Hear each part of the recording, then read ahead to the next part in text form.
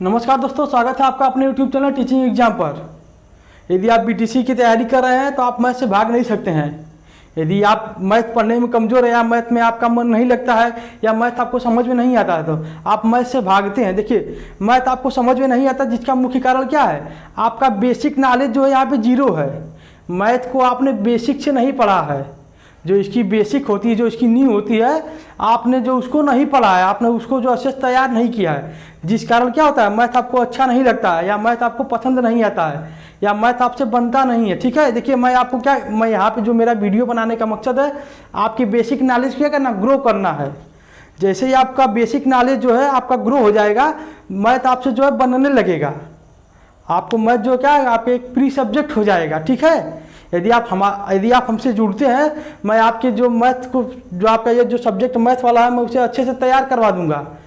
इस प्रकार से मैं आपको तैयार करवा दूंगा। कोई भी एग्जाम हो या यूपी टेट हो, सी टेट हो, सुपर टेट हो, कहीं भी आप बैठेंगे आप मैथ में अच्छा खासा स्कोर कर सकते हैं। मैं आपको जहाँ ट्रिक की आवश्यकता है वहाँ मैं आपको ट्रिक से भी करवाऊंगा। जहाँ बेसिक नॉलेज देना होगा मैं वहाँ पे आपको बेसिक से करवाऊंगा। ठीक है, यदि आप मुझसे जुड़ते हैं तो मैं आपको मैथ के जो नॉलेज को मैं अच्छा इंप्रूव कर दूंगा, जिससे क्या होगा आप मैथ अच्छा खासा करने लगेंगे। ठीक है, चलिए आइए। तो आज का डीएलएड जो आपका सेकेंड सेमेस्टर है, इसमें मैथ का एक टॉपिक है, जो टॉपिक जो आपका बीच में दिया था, क्योंकि इस टॉपिक को उसे पहले ही देना चाहिए था। यह क्या एक तरह से बेसिक जानकारी है, संख्या के बारे में है, जिसका नाम क्या है, संख्या पद्धति।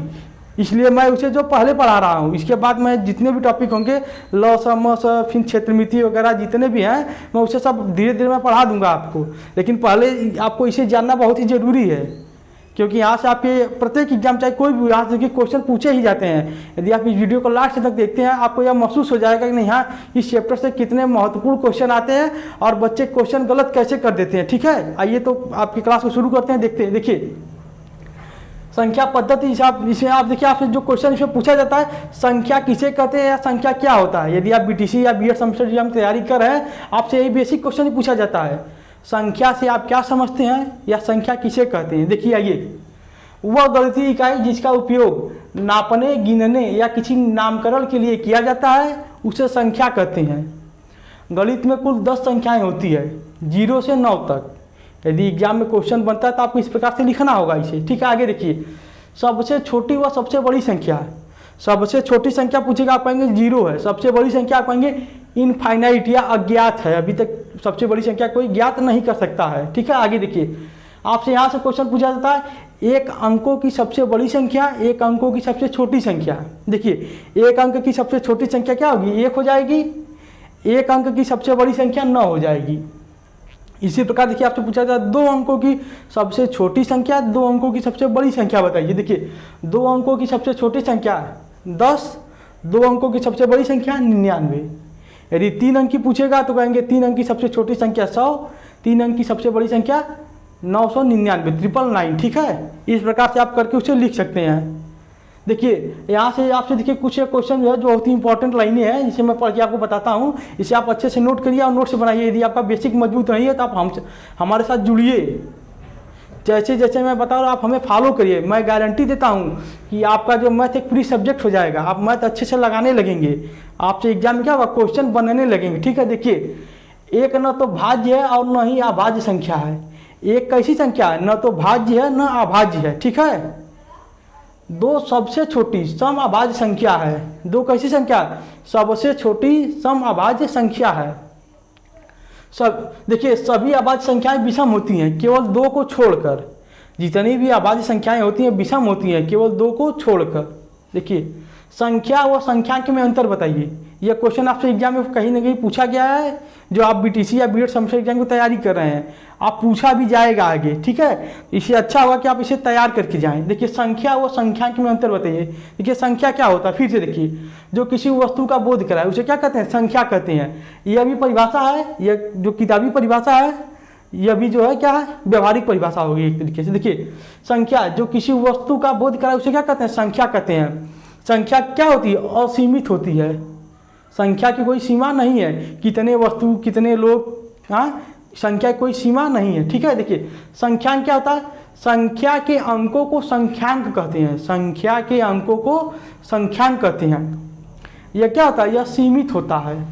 देखिए 1 से लेकर 9 तक संख्या क्या है, 1 से लेकर 9 तक संख्यांक हो गए, यही संख्या के अंक है, यही हमारे संख्यांक है। इन्हीं से मिलकर जो सभी संख्याएं बनती है 0 से लेकर 9 तक जितने भी अंक बनते हैं इन्हीं से मिलकर बनते हैं। ठीक है, आगे देखिए आपसे, देखिए आप पूछा जाता है सबसे छोटी प्राकृतिक संख्या बताइए, आप कहेंगे सबसे छोटी प्राकृतिक संख्या 1 होती है। सबसे छोटी पूर्ण संख्या बताइए, आप कहेंगे 0 होती है। सबसे छोटा पूर्णांक बताइए, कहेंगे माइनस अज्ञात या माइनस इनफाइनाइट। ठीक है, देखिए यहाँ पे है, देखिए पाई कैसी संख्या है, आपसे एग्जाम में पूछा जाता है। पाई एक अपरिमेय संख्या है, दे देगा पाई कैसी संख्या है, 4 ऑप्शन दे देगा, परिमेय, अपरिमेय, भाज्य, अभाज्य, उसमें आपको पहचानना होता है पाई कैसी संख्या। आप कहेंगे पाई एक अपरिमेय संख्या है। 22/7 कैसी संख्या है, आप कहेंगे 22/7 एक परिमेय संख्या है। देखिए अब जो पाई का मान होता है 22/7 कैसी संख्या, आप कहेंगे 22/7 परिमेय संख्या है। देखिए शून्य की खोज किसने की थी, शून्य की खोज आर्यभट्ट ने की थी। देखिए सबसे छोटी भाज्य संख्या, जो सबसे छोटी भाज्य संख्या होती है वो 4 होती है। सबसे छोटी अभाज्य संख्या 2 होती है। ठीक है, सबसे छोटी सम अभाज्य संख्या 2 होती है। सबसे छोटी विषम अभाज्य संख्या क्या है, आप कहेंगे 3 होती है। ठीक है, यदि आपको लिखना हो तो नीचे एक लाइन बना के आप लिख लीजिए। देखिए यहाँ पे जो मैंने दिया है आपको इतना सब, थोड़ा सा इसकी मैं व्याख्या आपको बता देता हूँ जो इस साइड मैंने लिखा है। यदि आप नंबर सिस्टम ये क्या है संख्या के प्रकार यदि आप पढ़ेंगे तो आपको जो मैंने यहाँ पे जो लिखा है इन्हीं से निकल के आया है। इसे मैं देखिए मैं कैसे अभी मैं बताता हूँ तो आप कहेंगे नहीं हाँ सही है, अब मुझे याद हो जाएगा। आगे देखिए यहाँ पे संख्या के प्रकार, देखिए संख्या कई प्रकार की होती है। देखिए सबसे पहले हम चर्चा करेंगे वास्तविक संख्या क्या होती है। देखिए वास्तविक संख्या वह संख्या होती है जो किसी प्रश्न को हल करने या किसी समीकरण को हल करने पर जो मान प्राप्त होता है उसे हम क्या कहते हैं, वास्तविक संख्या कहते हैं। जो किसी प्रश्न या किसी समीकरण को हल करने पर जो मान मिलता है उसे हम वास्तविक संख्या कहते हैं। देखिए वास्तविक संख्याएं होती कौन कौन है, जितनी भी संख्याएं होती है सभी क्या होती है, वास्तविक संख्याएं होती हैं काल्पनिक को छोड़कर। जितनी संख्याएं होती हैं वास्तविक संख्याएं होती है काल्पनिक को छोड़कर। देखिए 0 हो गया, -5 हो गया, 3/5, -7/5, पाई, √3, 3 का क्यूब रूट निकाल लीजिए आप, हाँ 3 का घनमूल कर लीजिए। देखिए 10 हो गया। जितनी भी संख्याएं होती है कैसी होती हैं, वास्तविक संख्याएं होती है। सभी संख्या क्या होती है, वास्तविक होती हैं। ठीक है, आप यहाँ पे आगे चलिए। देखिए काल्पनिक संख्या क्या होती है, देखिए काल्पनिक संख्या वह संख्या जो वास्तव में न हो, वह संख्या जो वास्तव में न हो जिसकी कल्पना की जाए उसे क्या कहते हैं, काल्पनिक संख्या कहते हैं। देखिए काल्पनिक संख्या क्या होती है, देखिए √-4 यह कैसी संख्या है, यह काल्पनिक संख्या है। यदि संख्या आपको अंडर रूट में लगा के माइनस करके दे दे उसे हम क्या कहते हैं, उसे काल्पनिक संख्या कहते हैं। देखिए √-4 का मान क्या होता है, 2i होता है। देखिए इसको हम कैसे लिखेंगे, देखिए √4 गुणे -1, √4 गुणे -1 बराबर 2i। अंडर जो 4 है इसका मान 2 हो गया, -1 है जो अंडर रूट इसका मान क्या हो गया, i हो गया। ठीक है, √-4 का मान 2i हो गया। ठीक है, आगे देखिए परिमेय संख्या क्या होती है। देखिए आपसे यदि आप बीटीसी सेमेस्टर एग्जाम या बीएड सेमेस्टर एग्जाम की तैयारी कर रहे हैं, आपसे यह क्वेश्चन कहीं ना कहीं पूछा जा सकता है, परिमेय संख्या किसे कहते हैं और परिमेय संख्या किसे कहते हैं। ठीक है, देखिए मैं इसके परिभाषा को लिखा नहीं हूँ, फिर भी मैं परिभाषा को बोल रहा हूँ। यदि आप नोट्स बनाना चाहते हैं तो आप परिभाषा को अच्छे से लिख लीजिए, आपको एग्जाम में बहुत ही मदद करेगा यह। देखिए परिमेय संख्या क्या होता है, देखिए वह संख्या जिसे P/Q के रूप में लिखा जा सके, वह संख्या जिसे P/Q के रूप में लिखा जा सके लेकिन Q does not equal to 0। देखिए P/Q के रूप में लिखा जा सके लेकिन जो यह नीचे Q है 0 नहीं होना चाहिए, Q does not equal to 0। देखिए इसे गणित की भाषा में ऐसे लिखेंगे, Q does not equal to 0। ठीक है, यदि आप लिख रहे हैं नोट्स बना रहे तो इस तरह लिखेंगे, Q does not equal to 0। हम उसे क्या कहेंगे, परिमेय संख्या कहेंगे। देखिए परिमेय संख्याएं होती कौन कौन सी, देखिए 22/7, √4, 8 का क्यूब हो गया, 8 का क्यूब रूट हो गया या 8 का घनमूल हो गया, इस तरह से कर सकते हैं इसको। 0, -7, 0.5 हो गया, 3.14 हो गया। ये कैसी संख्याएं हैं, ये परिमेय संख्याएं हैं। ठीक है, आगे देखिए अपरिमेय संख्या वे संख्याएं जो P/Q के रूप में नहीं लिखी जा सकती हैं, वे संख्याएं जो P अपान Q के रूप में नहीं लिखी जा सकती हैं, उसे क्या कहते हैं? अपरिमेय संख्या कहते हैं। देखिए √3, √5, 1/√2, 7/5 आप या पाई, यह कैसी संख्या है? यह अपरिमेय संख्याएं हैं, ठीक है। देखिए देखिए थोड़ा सा इसमें अंतर समझ लीजिए। देखिए ये आप क्या है? √4 है, इसका मान क्या होता है? इसका मान 2 होता है, इसका मान 2 होता है। हम 2 को P अपान Q के रूप में कैसे लिखेंगे? यह जो इसका मान है 4 है, इसका मान कितना होगा? जब बाहर से आकर कर लूँ इसका मान 2 हो जाएगा। 2 को P अपान Q के रूप में हम इस प्रकार लिख सकते हैं 2/1, ठीक है। इसे देखिए हम P अपान Q के रूप में लिख लिए, कैसी संख्या हो गई? यह परिमेय संख्या हो गई। या देखिए यहाँ पे जो 0.5 दिया है,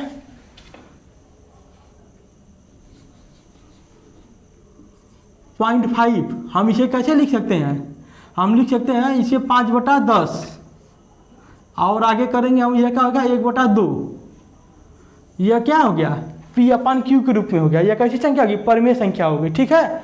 इसी प्रकार देखिए यह जो -7 दिया है, हम इसे -7/1 कर सकते हैं, कोई दिक्कत नहीं होगा।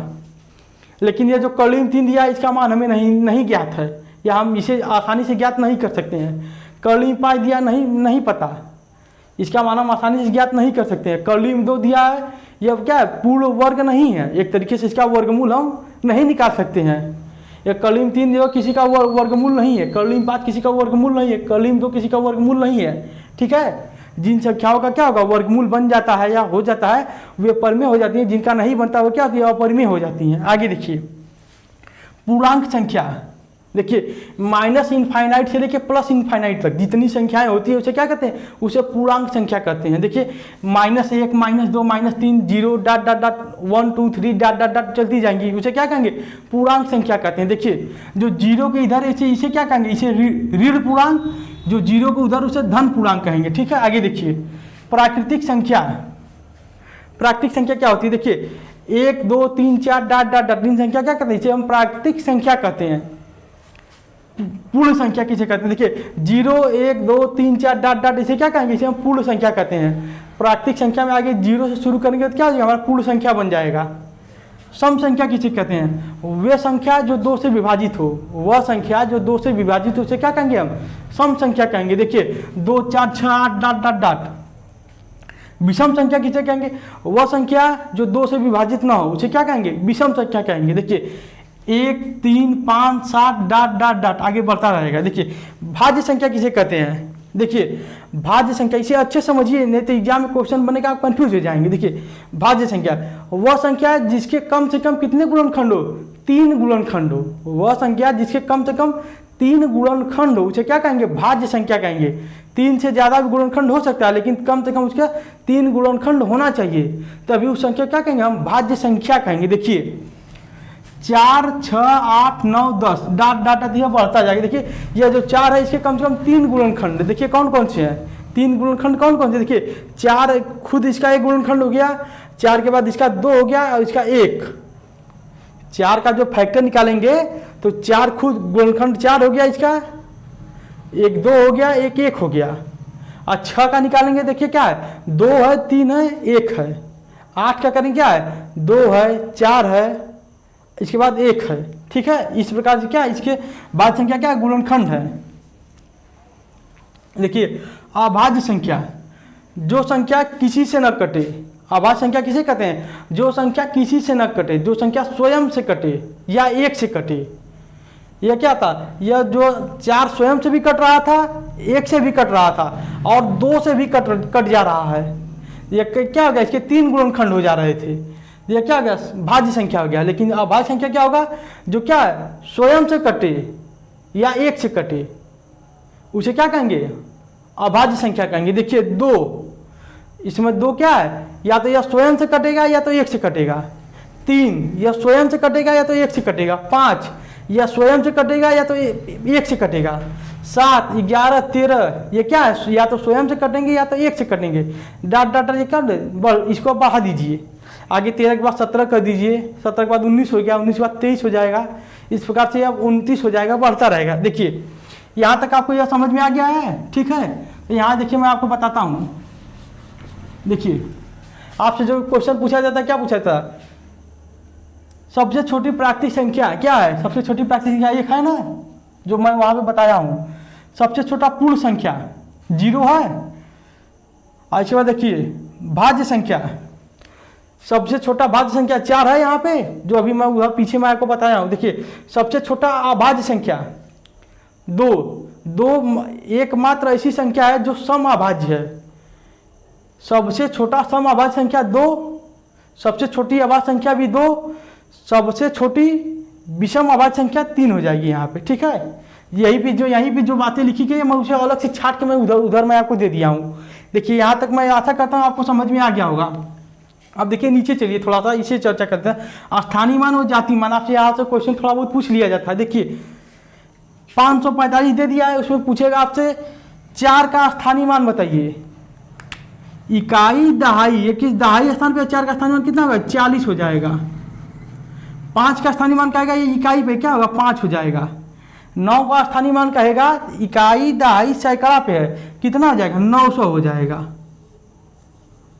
यह तो होगा इसके स्थानीय मान की बात। लेकिन इससे पूछा जाए आपसे जाति मान क्या होगा इसका? 5 का जाति मान 5 होगा, या 4 का जाति मान केवल 4 हो जाएगा। 9 का जाति मान 9 हो जाएगा, ठीक है।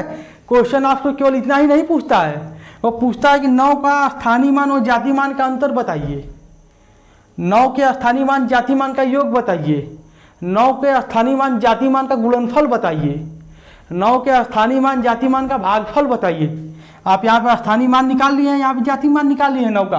अब वो जो कर रहा है उसके साथ वो कर दीजिए। गुणा कर रहा है गुणा करिए, भाग कर रहा है भाग करिए, अंतर पूछा उसका अंतर बता दीजिए, ठीक है। आपसे क्वेश्चन यहाँ से इधर पूछे जाते हैं। देखिए एक तो यह जो सिंपल अंक देके आपसे पूछा जाता है, लेकिन कभी कभी यह दशमलव में देके पूछता है। यदि यह दशमलव में देके पूछेगा तब कैसे करेंगे? देखिए दशमलव के जैसे एक अंक आप इधर गए, यदि पूछेगा आपसे 872 में 8 का स्थानीय मान बताइए। दशमलव के एक अंक पे 8 है ना, 8 लिख के इसमें 10 से भाग कर दीजिए। यदि 7 का पूछेगा, देखिए 7 क्या है? दशमलव के 2 अंक पे है, 7 लिखिए इसमें 100 से भाग कर दीजिए। और यदि 2 का पूछेगा, देखिए 2 कितने अंक पे? 3 अंक पे है, तो 2 लिखिए इसमें 1000 से भाग कर दीजिए। 3 अंक है तो 3 जीरो लगा के भाग कर दीजिए, ठीक है। यह तो इसका क्या होगा? स्थानीय मान निकल गया। यदि इसका जाति मान पूछेगा तो क्या होगा? 2 का जाति मान पूछेगा 2, 7 का पूछेगा 7, 8 का पूछेगा 8 हो गया, ठीक है। इसी प्रकार से आप इसे निकालेंगे। देखिए यहाँ पे यदि आपसे 5 का स्थानीय मान पूछ दे या 5 का जाति मान पूछ दे, यह चूंकि यह इकाई पे है, तो जब यह इकाई पे है तो 5 का स्थानीय मान कितना होगा? 5 होगा, जाति मान भी 5 हो जाएगा। यदि 2 का पूछ दे आपसे स्थानीय मान, कहेंगे 2/10 हो जाएगा, जाति मान 2 हो जाएगा। 4 का पूछ दे, कहेंगे 4/100 हो गया इसका स्थानीय मान, इसके 4 का जाति मान 4 हो जाएगा, ठीक है। मैं आशा करता हूँ ये वीडियो आपको समझ में आया होगा। प्लीज़ आप लोग कमेंट करिएगा। ये जो मैं आपके क्या है बेसिक नॉलेज को इम्प्रूव करने के लिए मैं ये वीडियो बनाया था।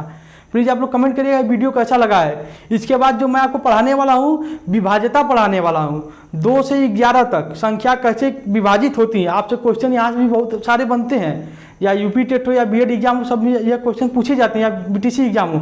विभाज्यता के नियम मैं कल आपको विभाज्यता के नियम पढ़ाऊँगा। उसके बाद जो मैं आपको थोड़ा सा इकाई अंक वाला बताऊंगा, यूनिट डिजिट, जिससे क्या होता है आपकी कैलकुलेशन काफ़ी आसान हो जाती है। यदि आपको यूनिट डिजिट यदि आप पढ़े हैं, आपको जो कोई संख्या दे दिया जाता है गुणा करने के लिए, यदि आप कोई संख्या दे दिया 25 गुणे 25 धन 5, इस प्रकार से यदि आपको कोई एग्जाम में कैलकुलेशन दे दिया है, नीचे 4-5 ऑप्शन दे दिया है, यदि सबका इकाई अंक अलग अलग दिया है, यदि आप यूनिट डिजिट पढ़े हैं तो आप इसे बिना सॉल्व किए केवल इकाई अंक देख के आप उसका उत्तर बता सकते हैं। कल मैं उसी को पढ़ाने वाला हूँ। यदि आप मेरे साथ जुड़ते हैं, मैं आपको तैयारी को और भी अच्छा कर दूंगा। मैं आपकी क्या करूँ, समझ को मैं विकसित कर दूंगा, ठीक है। तो आज का वीडियो मैं यहीं पे समाप्त करता हूँ। वीडियो देखने के लिए आप लोग का बहुत बहुत धन्यवाद। मिलेंगे कल फिर नेक्स्ट वीडियो में।